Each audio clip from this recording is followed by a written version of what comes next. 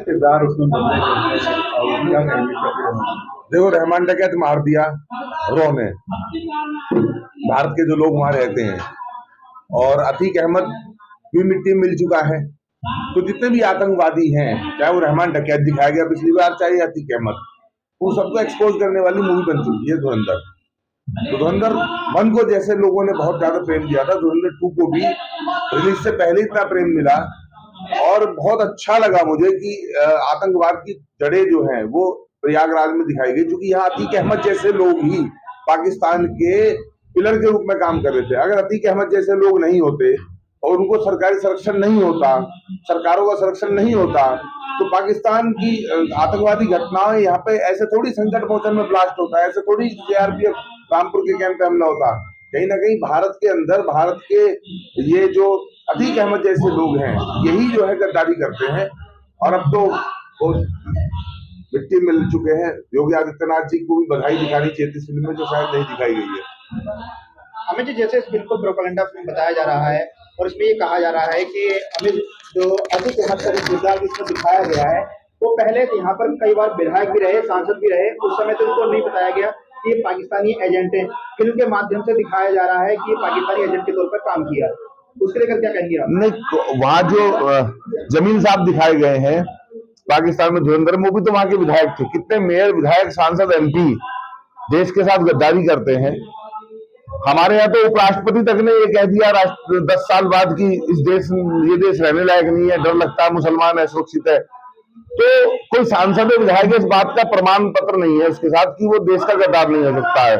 देशभक्त भी सांसद है, देश के गद्दार भी सांसद है, जनता चुन लेती है। अभी जो आतंकवादी घटनाओं में संलिप्त है कश्मीर में, वो चुनाव जीत चुका है, और जो पाकिस्तान में अमृतपाल है, जो खालिस्तानी आतंकवादी है, वो भी चुनाव जीत चुका है। तो सांसद विधायक होना इस बात का प्रमाण पत्र नहीं है कि वो देशभक्त है। तो अतीक अहमद जो है, अगर सही होता तो मिट्टी में नहीं मिलाया जाता। गलत था, गद्दार था, आतंकवादी था, इसलिए योगी आदित्यनाथ जी ने मिट्टी मिलाने का काम किया है। अमित जी, एक नोरा फतेही का गाना बहुत इस पर चर्चा चल रही है, उस पर प्रतिबंध की मांग हो रही है, उस पर क्या कहना चाहेंगे? देखिए, सेंसर बोर्ड ने जो पास किया है उसको ए सर्टिफिकेट मिला है। इसमें अगर किसी तरह का कोई विरोध देश की जनता की तरफ से है तो सेंसर बोर्ड को पुनर्विचार कर लेना चाहिए, मेकर्स को कर लेना चाहिए, नहीं तो फिर हाईकोर्ट, सुप्रीम कोर्ट के दरवाजे खुलेंगे। अमित जी, पहले जैसे बादशाह का जो गाना आया था उसमें भी अश्लीलता कही गई थी, उसको आने के बैन किया गया था, हटाया गया था। अब नोरा फतेही का ये गाना आया है, तो ये समाज पर ये गलत प्रभाव नहीं डाला है? इस तरह के गाने, इस तरह के गानों पर प्रतिबंध करना चाहिए?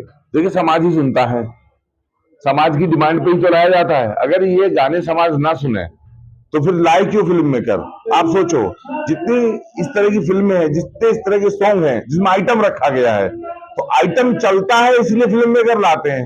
वरना किसी हॉरर मूवी में, किसी बड़ी फिल्म में कोई आइटम आए क्यों? लोग देखना चाहते, तभी तो नूरा फतेह बनी।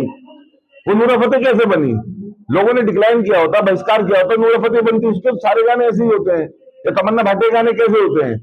या जो ये और बाकी मॉडल्स हैं जो सिर्फ आइटम में नंबर करने ही आते हैं फिल्मों में, ये हिट क्यों हो जाते गाने? तो इसके मतलब माना जाए कि समाज गलत है? समाज गलत नहीं है, समाज को पसंद है, और जिन्हें पसंद नहीं है उनके कोर्ट के दरवाजे खुले। समाज चाहता है ना जोरा जोरी चने के खेत में, समाज चाहता है ना छत पे सोया तो बहनों ही सुनना, समाज चाहता है ना आधी रात को बुलाया तो खेत में आई नहीं सुनना, समाज चाहता है ना कि तरस नहीं आया तुझको, अभी जो भुंजिया गाना। समाज सुनता है तभी तो हिट होते हैं, वरना हिट क्यों होते बताओ ना मुझे। ये गाने अगर कांटा लगा जैसे हिट हो रहे हैं तो कौन, शेफाली जरीवाला की गलती थोड़ी है। समाज सुन रहा है तो शेफाली जरीवाला शूट कर रही है। मेरे कहने का मतलब है, अगर किसी को आपत्ति है तो कोर्ट का दरवाजा खुला है। मेकर्स भी जो है किसी चीज को तभी लेके आते हैं स्क्रीन पे जब लोग वो देखना चाहते हैं। आपकी फिल्म